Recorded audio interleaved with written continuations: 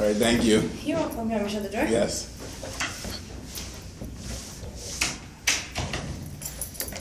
Thank you for taking your time. Oh, yeah, no problem. Oh, should I be closer? I'm sorry. No. It's recording already? Yep. But I jeez. You'll be fine.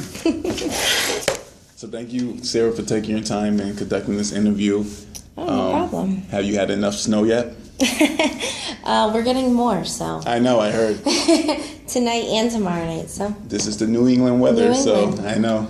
And first of all, I just want to say that I think you're really beautiful. So I was really skeptical doing this interview because I didn't know if you were going to say yes or no. Oh, so yeah, I want to thank you again. You're welcome. And then the second thing is, this by a student, I just thought, my observation, like, you have done a good job, but hopefully at the end of this interview, I'll know more and understand your title and your duties of your job. But just as a student, I think you're doing a good job. Thank you. I appreciate that. And now, this is your first year at Southern?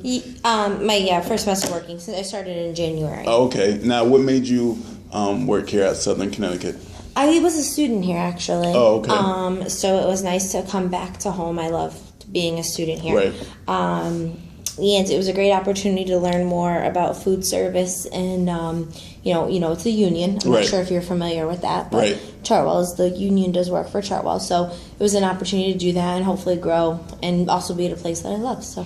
Now, what was your previous job? I worked at the Marriott in Trumbull, and I was a banquet supervisor, I was a restaurant manager, operations manager, so I did a lot in food service, but in a different aspect, you know. That was also a great opportunity. I did that for 5 years after I graduated, and but it was, working 24/7. Hotels never closed. It was intense, but it was great. It was a great experience. And I know you said it was a different aspect, so what would be like the main difference between that job and Southern? Well, the biggest difference is that it's not a union. Right. So, at the hotel it was, it was no union, and so it's very different working in a union environment and a non-union environment, So that was the biggest difference. Do you think that your gender or your race sometimes maybe affect the employees, how they look at you, or anybody in your position that, you're new, you've been here for a few months? Do you think sometimes those factors affect or not really? Well, I would hope not. I don't think so. I think more the fact that I'm new would affect it a little bit more. Are you getting a lot of people are testing you just to see? That happens everywhere. Right. You know what I mean? So especially being in a union environment, there's a lot of rules. There's a lot of things you have to know and learn. So they know, somebody new coming in doesn't know that right away. So they're going to test you, of course. But, I think I've gotten a great welcome and great respect from the employees and students and managers. Everybody has been really great. So, but yeah, testing happens everywhere in a new position. Did anybody recognize you when you were a student? Did you recognize anybody when you were here? Of course. I recognize everybody. And they looked at me like, oh, you look familiar. And like, oh, I was a student here. Right. Yeah, and my brother works on campus too, so. Oh, that's good. Now, how do you gain the respect of your employees but at the same time fulfill your duties? That's something you learn over the years in management because you have to have them respect you and listen to you and follow the rules, but at the same time you don't want to, working in like this very strict environment. So you have to just be able to balance the relationships, getting to know them. I always like to get to know them, ask them questions about, what's your number one thing that you'd like to see me do, or stuff like that, and try and win them over in that way. Communication's really big for me too. Like if an employee asks me for something, even if I don't know the answer, I always go back to them and find out what that answer is. Right. Even if the answer is like, this can't happen, at least they know that I came back to them, and I'm always going to acknowledge that. Right. So. Consistent is good. Now, what have you learned about yourself by working with people over the years? Everything. I'm a people pleaser, so that's always a challenge, but it's also a good thing when you work in customer service. You always try to make the customer happy. Right. So that happens. I've learned a lot. I've learned how to be a better manager.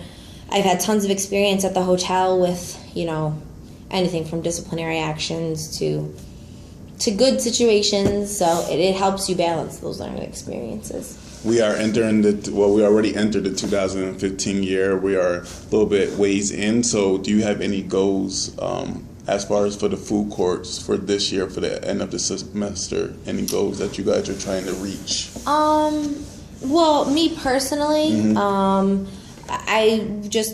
I want to make sure the students are happy. Right. That's my number one goal. You know, I know firsthand some of the frustrations that could occur, you know, so I just want to make sure those things don't happen. I want to make sure that, you know, the lines move quick enough for them. There's always going to be lines because of the space. You know, it's not really, this space is not really probably made for the volume that we do. Right. So there's always going to be lines, but if they move fast enough, hopefully they don't notice as much, you know what I mean? So as long as they're happy, I like to be an open, I try to walk around, ask students how their day was, what happened, did anything good or bad happen with your experience, whether it be Dunkin' Donuts or Mondo's or whatever. So, you know, that's the number one goal at all times. Now, I heard over the grapevine that it was possible another food court that's going to open in maybe in the near future. This from some of the students. I don't know how true it is, but I heard a few people talking a few weeks ago. So I don't know if you heard anything about that. What do you mean, like a new, not Chartwell's? Is that what you're talking about, the contract? Well, everybody knows that the contract with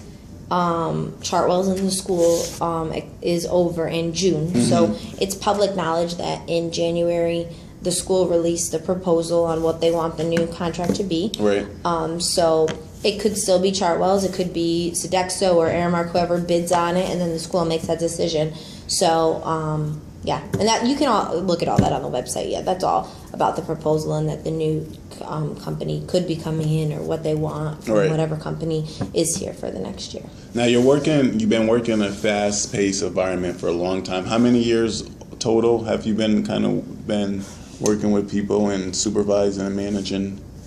Oh, for a long time. Since I graduated, so probably 5 years, a little over 5 years. So what is like the key ingredient for your success? How have you done it and managed? Because a lot of people can't handle the pressure. In a fast-paced environment? Right. Oh, you have to stay calm. I'm very organized. So organization is key. I make lists for myself daily. So this needs to get done at this time. I know what days are going to be busier than the next day, so what days I can get things done and what I can't. And so organization, and if you stay organized, you always have that knowledge in your brain. So if it does get crazy and does get really busy, you know if you just take a second and think, then you have that information. And constant communication throughout the board. That's all I can say for anybody that wants to be successful. If you know how to communicate in the right way at the right times, you keep, you know, backup of everything, you'll be successful in that. Now, when you're not here busy walking around, or should I say jogging around, going to different food courts, what do you like to do on your free time? You know, anything. Nothing. Hang out with my friends, you know, spend time with my boyfriend, be with my family, you know, that kind of stuff. I like to be outside, but it's not the right weather to be outside yet. So as soon as it gets warm, I always eat outside. I always go for walks, just because, like, I feel like it makes you in a better mood the more time you're in the sunshine. So. And last question is, where do you see yourself in the next 5 years? Honestly, I've learned, and I learned this from one of my mentors that I love very much, just to think about the present. Like, I know in my mind, in the back of my mind, that I want to grow, and I want to always grow with my life. I want to learn. I want to get promotions. I want to get new jobs to different places. So you know that, but if you focus on, oh my God, okay, in 5 years, I need to be the director of this, I need to be this, then sometimes you lose sight of things. So just work on the present and you know, keep a sharp eye on things, but whatever happens will happen. Thank you, Sarah, for conducting this interview. I appreciate it. No problem. Thank you. Anytime.